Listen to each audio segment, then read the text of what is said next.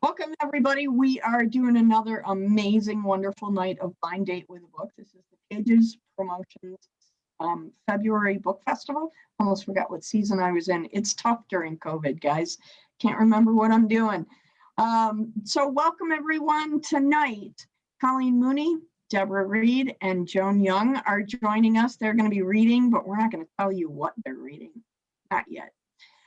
McNeil is, as always, helping me maintain my sanity, and Andrew Smith is provoking my insanity just to keep things exciting. Okay, I'm gonna share my screen with you and we're gonna get this party started. So much fun. Okay, tonight we are doing Blind Date with a Book.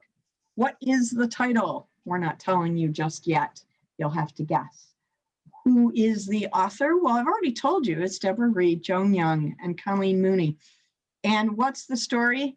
You don't know yet, but you will. We're going to give you a 5-minute snippet of 3 different books, and then you'll get to guess which book is written by which author. But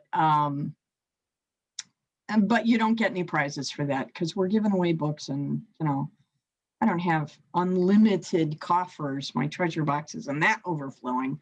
But you do get bragging rights tomorrow on social media if you guess all 3 authors' books correctly. So keep that in mind. Hey, Andrew, are you up for our commercial tonight? Andrew's I feel commercial. I love it when Andrew's up for the commercial. Here we go. Andrew's going to tell you all about our incredibly amazing workshops that we've got coming up. Go, Andrew. Absolutely. And for those of you that don't know, you've got all but 4 days of this month that you can spend time with authors or in great workshops. And these workshops are $2 easy, coming up very soon. Wow, this week, in just a few days, on February 11th, our own Kate McNeil is going to be taking us through social media for authors and how to strengthen our brand and sell more books. After that, on February 16th, we're going to learn how to embrace contemporary poetry as a non-academic with Michael D. Jones, and he's going to look at notions of poetry and how we can look at poetry a little bit different than what we're used to. Then on February 17th, Christopher Gare is going to host the Poking the Comedic Derriere in Writing Comedy. This is going to be a lot of fun. We're going to laugh, we're going to cry, we're going to laugh some more, and all of us will learn a little bit about how comedy works. On February 18th, Julianne Sisung and Xander Cross will be hosting our workshop on backwards and forwards using history and fiction. And that's going to be great as we learn how to manipulate history, not necessarily in a time travel mode, but just doing a great job of it. On February 20th, our own Andy Lockwood, who also is a great film producer, is going to show you from storyboard to YouTube, crafting book trailers for authors. And by the time you walk out of there, you're going to feel like you need a fantastic book trailer to promote your book. And last and certainly not least, I'll be hosting on the 24th, Keeping Your Readers Up at Night, Building Suspense into Your Writing.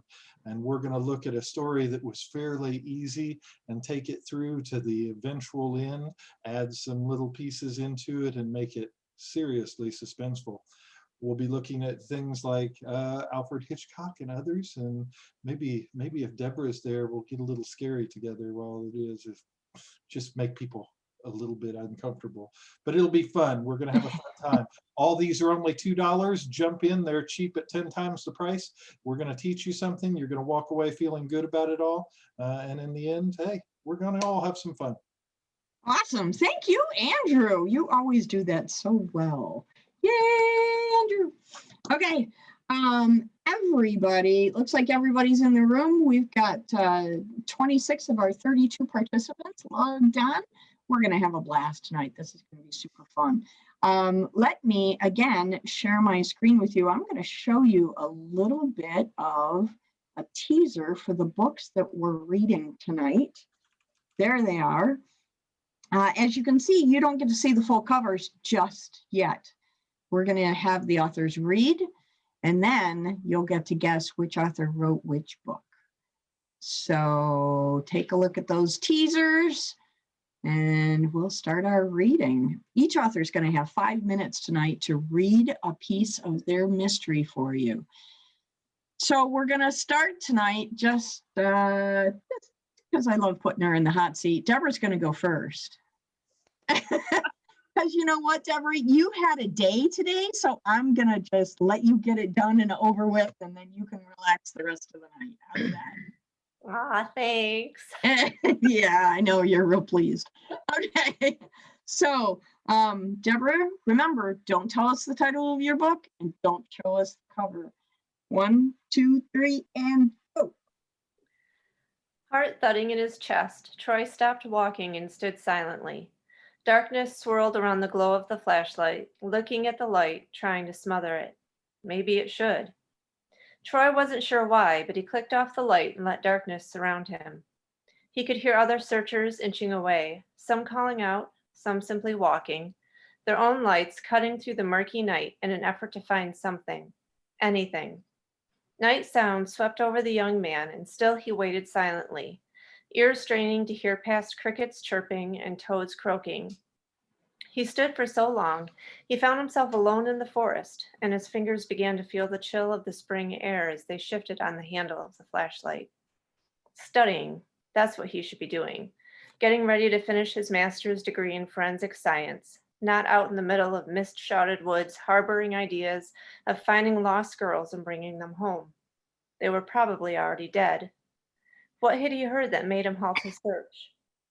Why was his gut twisted with foreboding and his pulse racing as if he had run 5 miles? Why was sweat soaking through the thin t-shirt under his jacket, even while he stood statue still? In the distance, muted sounds whispered across his ears. Troy cocked his head, listening intently. Were those voices? Branches breaking? He instinctively crouched, though the moon was only a sliver on that dark night and offered no light. He was virtually invisible. The sounds came from in front of him and slightly to his left. There were no searchers in that area. They had a grid, and that area of forest was not yet trampled by the community determined to bring the young girls home. Despite their outward resolve, there was an underlying current of understanding that their search was more of a recovery mission than anything else. Recovery of their bodies. The sudden crack of a gunshot startled Troy to the point he fell over from his crouched position, hands skidding through the leaves and pine cones littering the forest floor as he tried to avoid smashing his face into the ground. The reality of what he just heard barely registered before the screaming began. Terror shot through the scientist's chest, but the screams were like a jolt of electricity, and Troy was up and running before realizing what he was doing. He had no weapon, and he was alone. Hardly the makings of a hero who could save the world, but he kept running anyway. A second gunshot hit Troy skidding to a stop, his breath coming in gasps, his chest heaving as anguish ripped through him. There was no way to know what those shots meant, yet somehow he knew.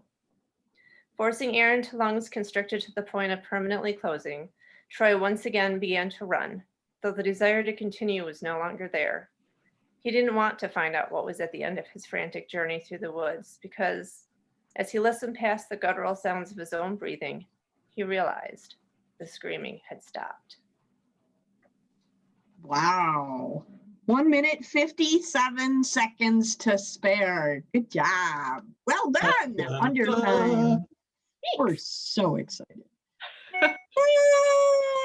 Well, the other portion I would have read was too long, and I figured I should go too short than too long, because you have that mute button there that you threatened to use. So well, yeah, what's worse is that I'm not really sure where the mute button is, so I would just interrupt you.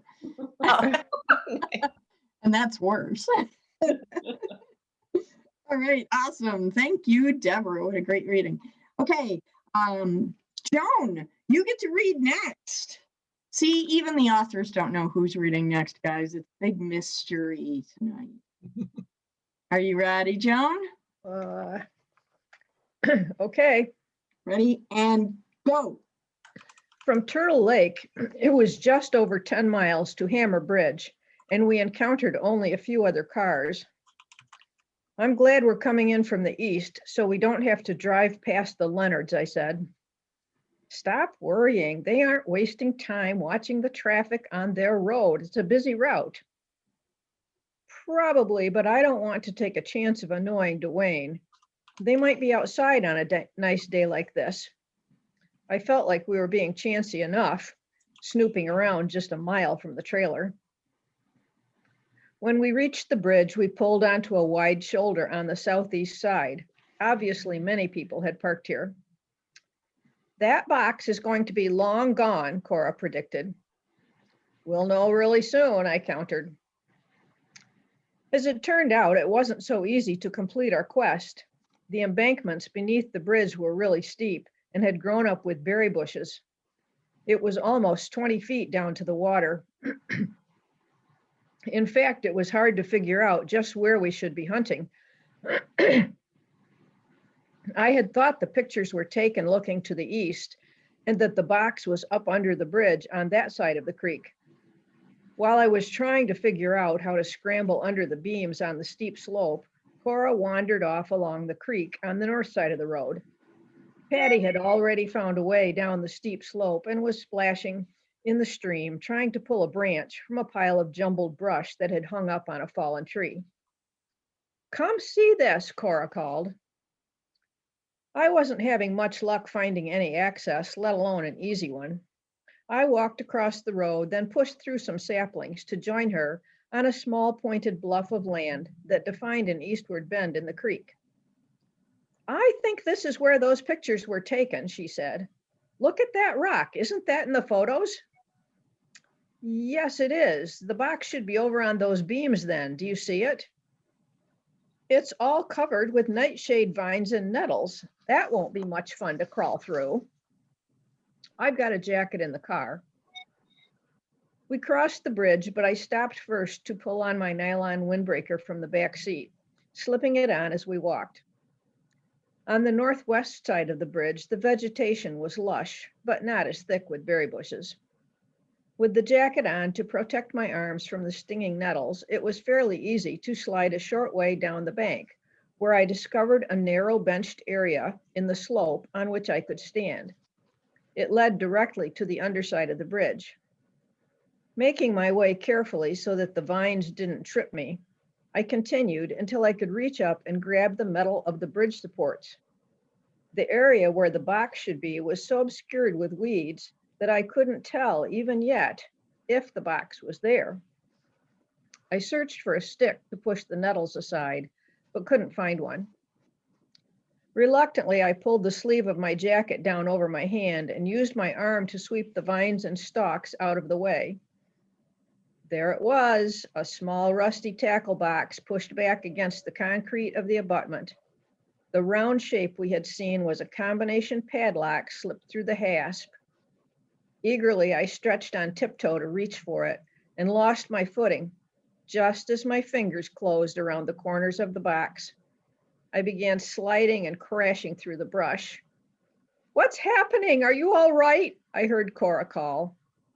I couldn't answer her. I was busy twisting so that I was sliding on my back instead of with my face against the bank. Busy holding the box so I wouldn't lose it. Busy trying to see where I was going to land. I caught a glimpse of Patty looking up at me with an expression of absolute surprise on his face. He gave a sharp yip and leapt out of the way. Where I landed, not surprisingly, was in the creek. The bank had been steep, but not sheer, and there were a number of small bushes that slowed my descent. I hoped I might just get wet shoes, but no such luck. My feet hit the water first, but I couldn't get my footing. I continued to slide until I was sitting flat on my bottom in the cool water, clutching the rusty, dusty box. I began to laugh. I laughed so hard I almost cried. Cora apparently thought I was making sounds of distress. Oh no, I heard her say, is anything broken? Can you get up? Shall I try to stop a car? Anna, answer me. I'm fine, I finally managed to call between gasps. Patty had come to my aid and was busily licking my face. Well done, exactly 5 minutes. Great, excellent. I love that little dog. He's Too a great awesome. little dog. He's a great little dog. Good job, Joan. Yay! Okay, you know what that means, Colleen? You No. get to wrap things up for us. All right. Are you ready to read, Colleen? Yes, I am. And go. My name is Brandy Alexander, and no, I'm not a stripper. Many people guess that's why I have a rapport with the police and Girl Association. It's really because I grew up next to Dante Dealer, my childhood sweetheart, who is now captain of homicide division. My name is wasted on me and my rather boring job at the telecom company investigating phone fraud for the biggest customers in the state. I felt around in my purse for my cell phone, keeping my eyes on where I was driving, way too fast. Siri, call Dante Dealer. Is that Captain Dante Dealer or just Dante, or do you want Dealer?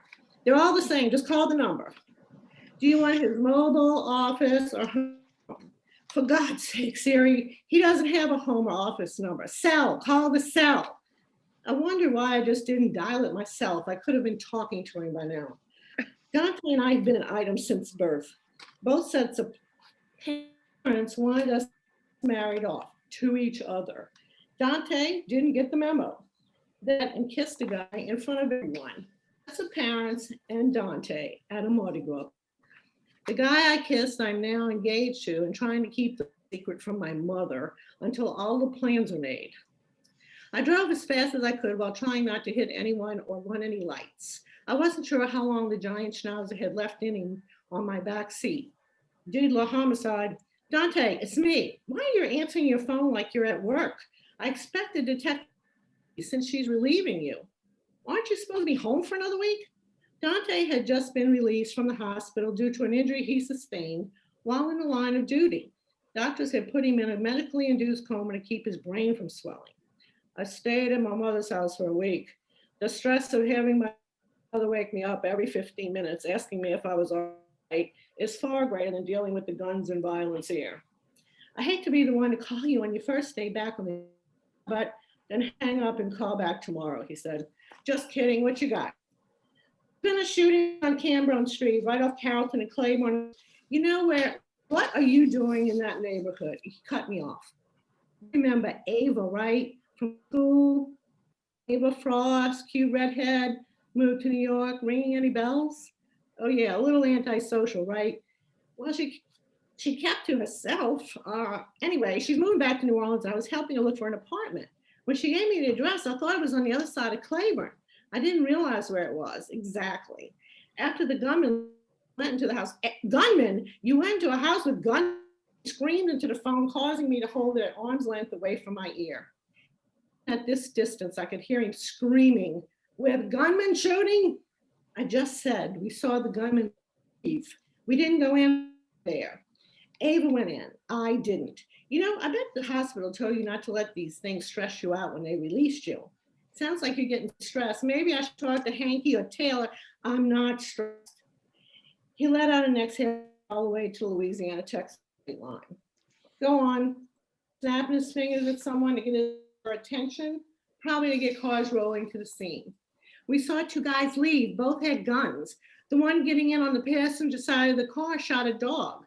After they left, I went to help the dog and went into the house. She told me she saw two bodies. I'm taking the dog to my vet on magazine as we speak. I'm almost there. Oh, and the license plate on the red Camaro the two gunmen drove has a vanity plate, all mine. These two can't be too smart to drive around with a high-vis license plate. I'm looking at the bolo on it. The owner was held at gunpoint at a drugstore near where you saw them. Did you call an ambulance or 911, he asked. I could hear his chair scraping across the tile floor in his office. Wow, well done. 51 seconds to spare. Good job. Thank you. Well done. Yay! That was awesome. I'm super excited. As I keep saying every night, I'm so excited because I get to read new authors that I've never heard of before. And Colleen, this is my first introduction to you. And I have a sneaky suspicion my TBR pile just got about 8 books taller. So thanks for helping me with that. I've got so many books to read. It's just ridiculous. Okay. All right, let's go back and we'll show our screen again. You know what I forgot to do? I forgot to do my other thing. Okay, so we'll go back and we'll show our screen. There it is. There's the guessing screen. I'm gonna bring up the guessing poll. I forgot to do the first one, so maybe we'll do the first one second.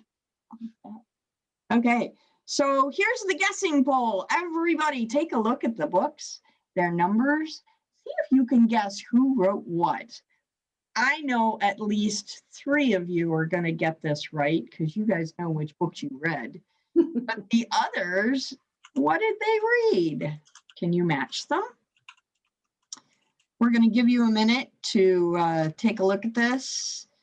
And while you're doing that, I'm just going to remind you, I will show you the screen in just a moment, but we have a pop-up bookshop all month that connects you with the authors. So if you fall in love with a book this month, you can go direct to our website and you can fall in love and take those books home. Let me see if I can do this with it. There it is. There's the screen. So Pages Promotions has got a virtual pop-up bookshop. This gets you directly connected to the books and the authors. We are not distributing or selling books or taking a cut. This is all about the authors all month. However, if you want to get a book through another source like Amazon or another bookseller, and you can't get it directly from the author for whatever reason, you can, I'm going to leave the poll up, you can do this, which is contact the authors for our snazzy, handy dandy book plates. These are limited edition numbered book plates. All the authors have them. And if you request one by clicking on their name, which will take you to their email address or the contact page of their website, you can get one of these. They'll sign it for you and send it off to you in the mail. You can absolutely do that. The bookshop will go away after the festival is over. So make those purchase decisions in February because March 1st, it's going away because we have another festival coming up in June and I have technology to get ready for that. So, so be aware, it's only there for the month of February. I think you have the technology. Yeah, I just have to find the time. You have the ability to build. Yeah, dopey me. I decided to write 4 books this year. Okay. All right, so we're going to end the polling and we'll show you what the end result was. I'm going to do this. Let me see if I can share my screen again. I'm going to show you what the answers are and I'll show you who got it right. You ready? Here we go. There are the right answers. And there are all the people that got it right. Ta-da! So Joan Young wrote Patty Plays in Dead Mule Swamp. This is an Anastasia Raven mystery. And how many books are in that series, Joan? There are 6 stories now, and number 7 is about half done. Fantastic. So definitely get in on those. They're really fun books. You're going to enjoy them. Croissants, Crimes, and Canines was written by Colleen Mooney. And as I said, Colleen is a brand new author to me. I'm super excited to read your work, Colleen. I think it's going to be a lot of fun. And I really appreciate you being here tonight. Deborah Reed, also known as D.A. Reed, just for, brevity's sake, I think. She wrote When Darkness Kills Her. How many books are in this series, Deborah? It's a trilogy, so 3. Okay, awesome. And then is the first.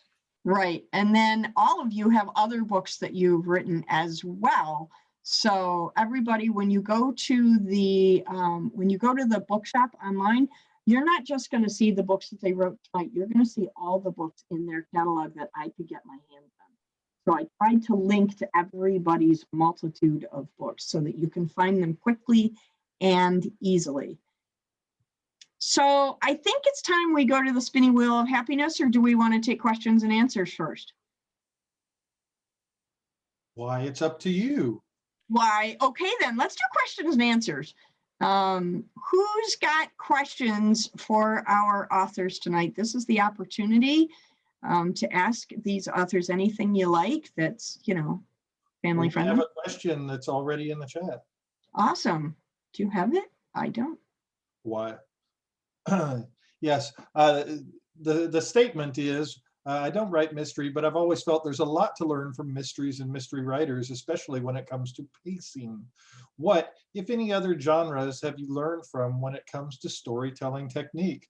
To Joan first. Okay. Well, I think any story, no matter what genre it's in, the pacing is a combination of action with interludes of more, depending on what it is, calm or maybe romantic or maybe homey, the cozy part of cozy mysteries, which then by contrast heightens the mystery or the thriller part. Just while we're still with you, Joan, just adding another question there. How long have you been writing? Since I was 7. I published, Kitchen Table published a book in 1986. I published a nonfiction book in 2005. I started writing mysteries in 2011, and the pace has picked up since then. Super. Awesome. So Colleen, how long have you been writing? Well, I've been writing since the 1990s. And then I was about to finish a book when Katrina hit. So I got a little derailed. I'm in New Orleans, remember? Right. So 2014 is when I finally published that book. And I've been writing it. So I have 9 books out now. That's awesome. Oh my gosh. How So wonderful. the first question to you, Colleen, do any other genres give you technique? Do you write in any other genres, or do you mostly write just mysteries? I write I like thrillers, international thrillers. I read those a lot because I like the twists and some of the red herrings they throw in, and I find that helps me with my work. Keeps me thinking. Super and awesome. I love it. Now I got to throw Deborah a curveball. Hey, Deborah, one of the questions here, and it's very near and dear to my heart because we can scare everybody. But where do you get your inspirations from, Deborah? Everywhere. Yeah. Quite honestly, many things just come from my life. Sometimes things just pop into my head. Sometimes I see something like a sign or a billboard and I'm like, oh, well, what if it was changed just a little bit like this? And then it starts a storyline in my head. I was running one time in the middle of the winter and there was a lady in below 30-degree weather sitting on a bench outside in a coat and gloves reading a book with a cup of coffee in her hand. And I'm like, are you insane? But she ended up as a character in one of my books, and conversations. Yeah, I don't know what you were doing running in that weather either. I mean, both of you sound a little insane to me, but okay. You stay warm when you're running. She was sitting still reading a book. I mean, there's a difference.